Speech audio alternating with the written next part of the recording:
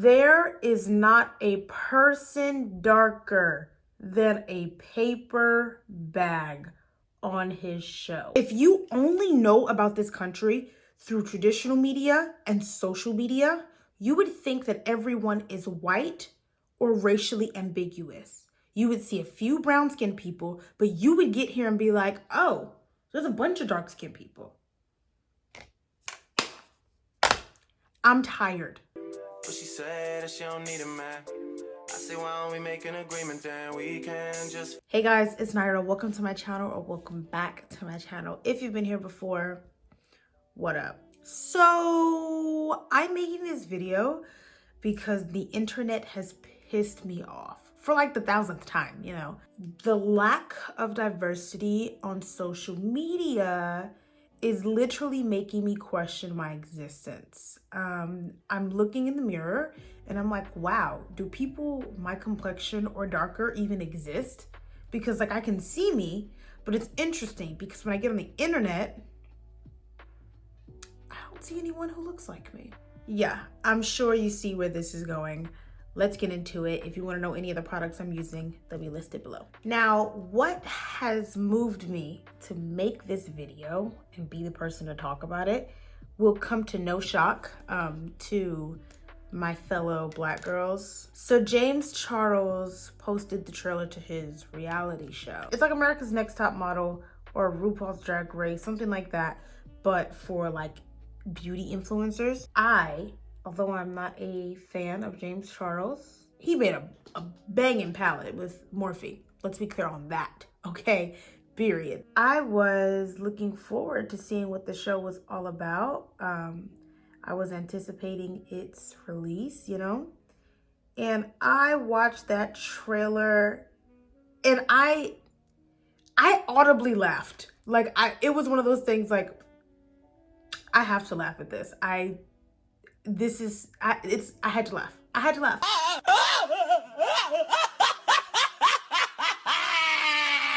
There is not a person darker than a paper bag on his show. There was one racially ambiguous girl. Everyone else was white. Everyone else was white. I'm disappointed but not surprised. I am not shocked. I am not surprised. And here's the thing. Here's the thing with, this is a beauty community issue, but this is also just like a social media issue in general. So we're gonna talk about it both ways. When you think of the biggest YouTubers and the biggest influencers, the biggest Instagram models, whatever, they are not Black. And if they are, they're racially ambiguous. The only like huge influencer I think of when I think of Black people, in terms of the beauty community, Jackie Aina. In terms of just like regular YouTubers, social media personalities, De'Ara from De'Ara and Ken. That's it. Aaliyah J is pretty big too. But like, then you have the Jeffree Stars, the James Charles, the Bethany Moda. She's an OG, you know? The Adeline Morans. It's like all these people, the Carly Bibles, all these people in comparison to the very few Black people and Black women that we have to look at. And you know what? It's not by chance. It's not by coincidence. No, it isn't. White influencers grow 3 times faster than Black influencers do. Please do not tell me that I would not have 1 million subscribers if I wasn't like a white girl. Like, I'm not saying I make the best content on this platform or on any platform. I'm not saying I'm the most dedicated. I'm not saying I'm the most consistent.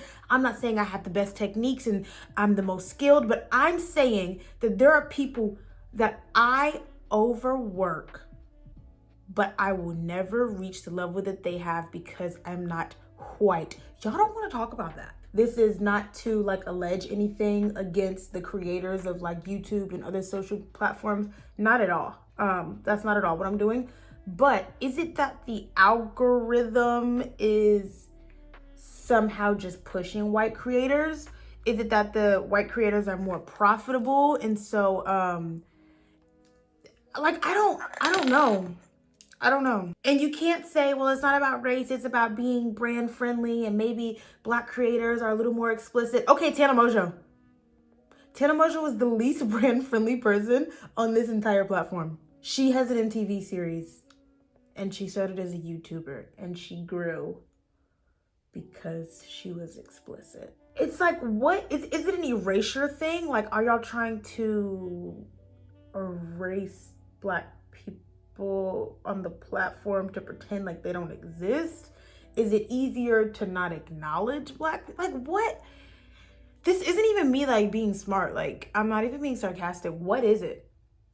How is it that there are so many Black creators on this platform and it's like crabs in a bucket for Black creators in terms of growth and in terms of like inclusivity, but then white creators just flourish overnight? Like, you know what's funny? I'm sitting here asking you guys what it is. The term is racism. The term is systematic and institutionalized racism.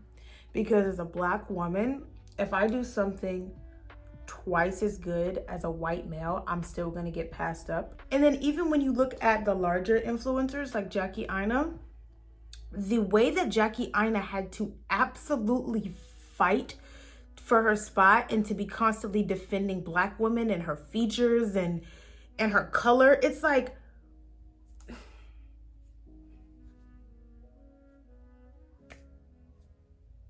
also, let's talk about this. Companies play a part in it as well.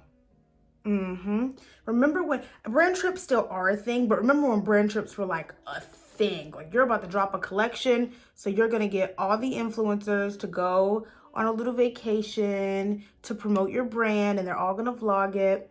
Y'all know where I'm going with this, right? The Dote trip. So Dote invited like just 3 Black girls, just for, you know, their diversity quota, and completely excluded them the whole time.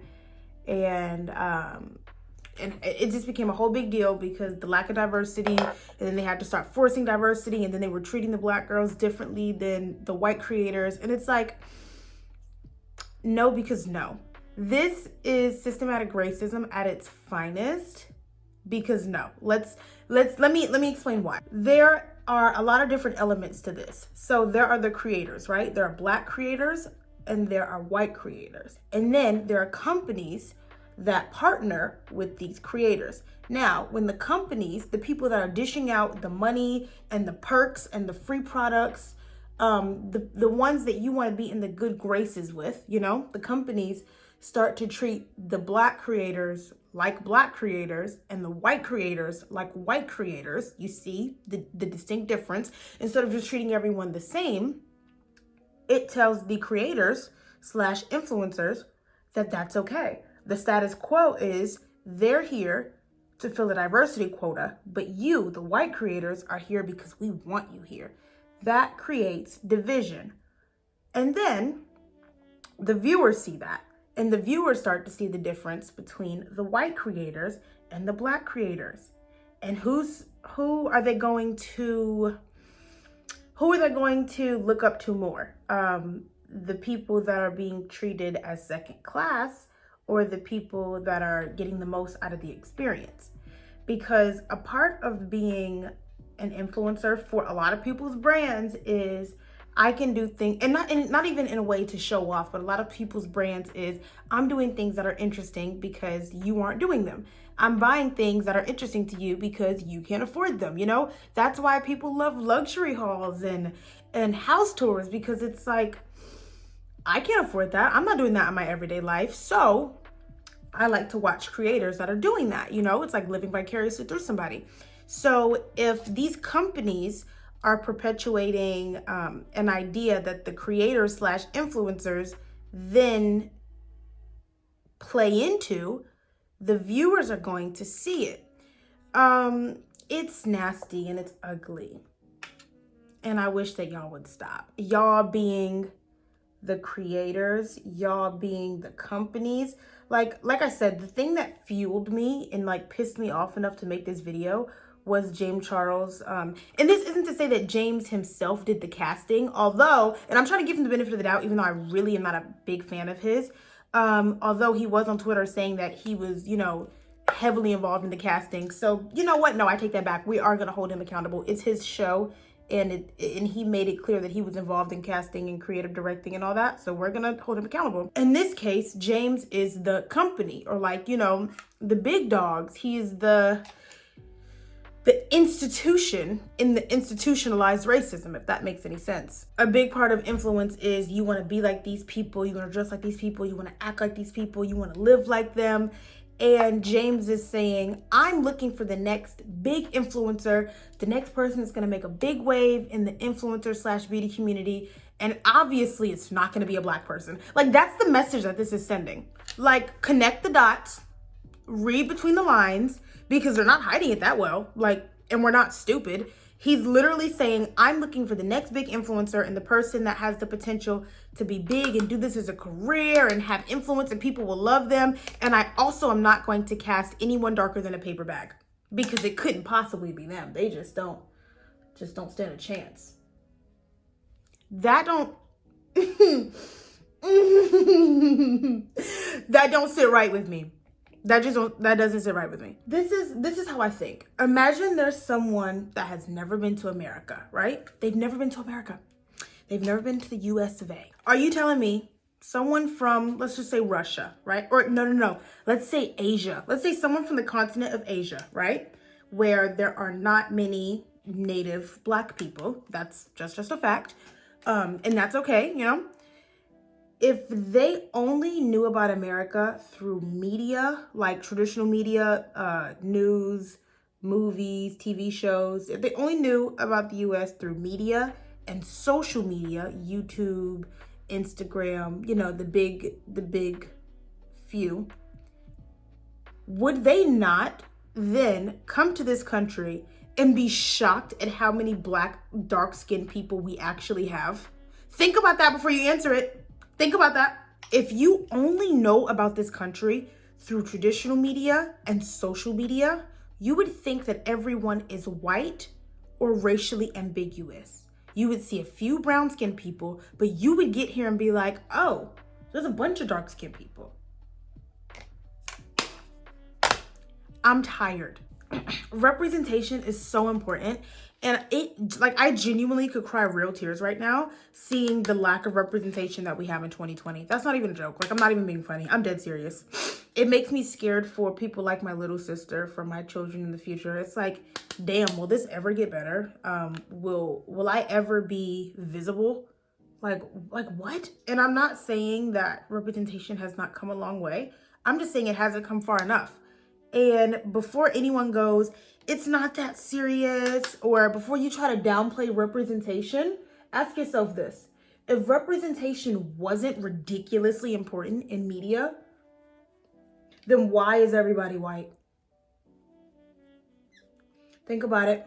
Take a second. Everyone is white in media traditionally, and the big influencers, the big YouTubers, the big whatevers are white / racially ambiguous, because that's what is acceptable, you know? That's what we're being told is the acceptable standard of beauty. I am so grateful for creators like Jackie Aina who don't get up to the top and just shut up to be the Black girl that's included. And she's not gonna be any brand's token Black girl. She's not just gonna be like, oh, I don't wanna speak on racism and I don't wanna speak on colorism or featureism because I don't want this brand to start excluding me. You know, I don't want to be too Black that I intimidate them. That's not her. And that is a part of the reason that I love Jackie, is because I know when I'm watching her videos, she's not going to give me, oh, well, this is just coming from a consumer's point of view. This is just, you know, this is just a general consensus. No, that's coming from the point of view of a Black woman, a Black person, a brown girl. She's very unapologetic with that.